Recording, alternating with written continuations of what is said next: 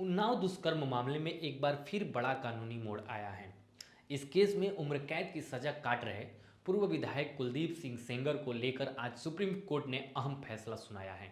जिस प्रकार का निर्णय सुप्रीम कोर्ट ने दिया है, क्या आप संतुष्ट हैं इस फैसले से, और अगर नहीं है तो कारण क्या है? नहीं, संतुष्ट की बात नहीं है। देखिए, अब अदालत ने रोका है फैसला, कम से कम इतनी संतुष्टि तो हमें हो सकती है कि हाँ, अब ये कल परसों जो ये रोज सवाल मुझसे पूछती थी कि 5 मिनट बाद तो नहीं मारी जाऊंगी उसके बाहर आके मैं, तो वो मैं कम से कम कह सकता हूं कि अब वो बाहर नहीं आएंगे थोड़े समय के लिए।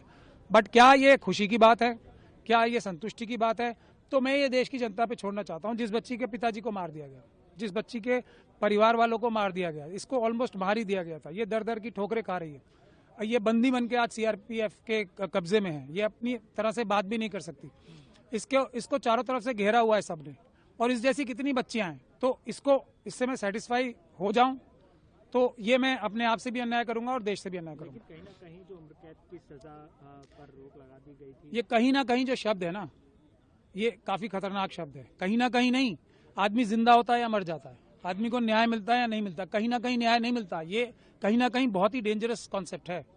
न्याय होता है या नहीं होता, ये नहीं कि आपके दोनों हाथ पैर सब काट दिए गए और आंखें भी फोड़ दी गई और एक प्रोस्थेटिक लेग जो होता है, आर्टिफिशियल लेग आपको दे दिया गया। ये न्याय, ये नहीं। हम ये चाह रहे हैं कि इस बच्ची के साथ कुछ तो सिक्योरिटी एक तो इसके पूरे परिवार को मिले, पहली बात। दूसरी बात, इसको कोई रिहेबिलिटेशन तो मिले। इसके पति को नौकरी से निकाल दिया जा रहा है, इसकी फैमिली को, इसके चाचा को जेल में रखा हुआ है, इसके बाकी फैमिली मेंबर्स हॉन्टेड हैं।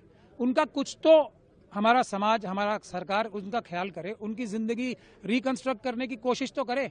वो भी विक्ट्री नहीं होगी, वो एक थोड़ा सा हमारा एक सॉरी होगा देश का, इस कि एक्चुअल हम अब सॉरी फील कर रहे हैं। तो अब हम, वो तो हो गया, उसको हम वापस नहीं ला सकते, बट अब हम आपको जो हम कर सकते हैं वो हम करेंगे। तो क्या जो देश कर सकता है इस बच्ची के लिए, जो न्यायालय कर सकते हैं, वो हम कर रहे हैं, ये क्वेश्चन है। सर, दिल्ली हाई कोर्ट द्वारा दी गई जमानत पर सर्वोच्च न्यायालय ने रोक लगा दी है, यानी फिलहाल कुलदीप सेंगर जेल में ही रहेंगे। दरअसल दिल्ली हाई कोर्ट ने हाल ही में कुलदीप सेंगर को जमानत दी थी। यह फैसला सामने आते ही सवाल उठने लगे थे कि एक गंभीर अपराध में दोषी ठहराए जा चुके व्यक्ति को इतनी बड़ी राहत कैसे दी जा सकती है। फैसले के बाद पीड़िता ने दिल्ली में विरोध प्रदर्शन शुरू किया। फैसले के बाद पीड़िता ने दिल्ली में विरोध प्रदर्शन शुरू किया और मामले ने एक बार फिर राष्ट्रीय स्तर पर ध्यान खींचा।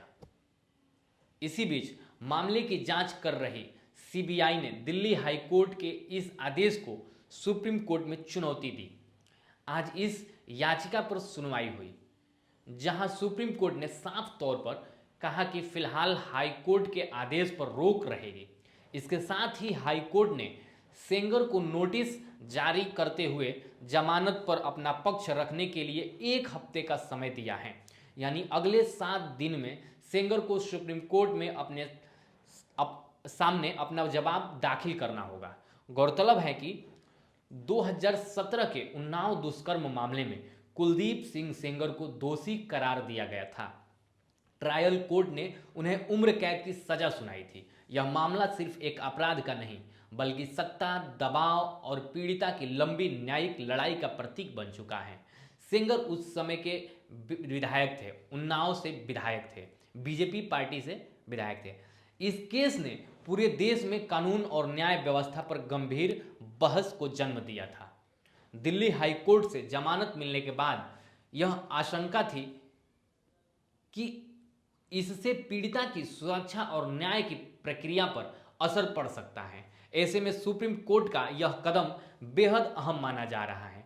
कोर्ट ने संकेत दिया कि इन इतने गंभीर मामलों में हर कानूनी पहलू की गहराई से जांच की जाएगी और जल्दबाजी में कोई फैसला नहीं लिया जाएगा। हाल सुप्रीम कोर्ट के इस आदेश के बाद स्थिति स्पष्ट है। दिल्ली हाई कोर्ट की ओर से दी गई जमानत पर रोक है और कुलदीप सिंह सेंगर को जेल में ही रहना होगा। अब सबकी निगाहें सुप्रीम कोर्ट की अगली सुनवाई पर टिकी हैं, जहां यह तय होगा कि जमानत को लेकर आगे क्या रुख अपनाया जाता है।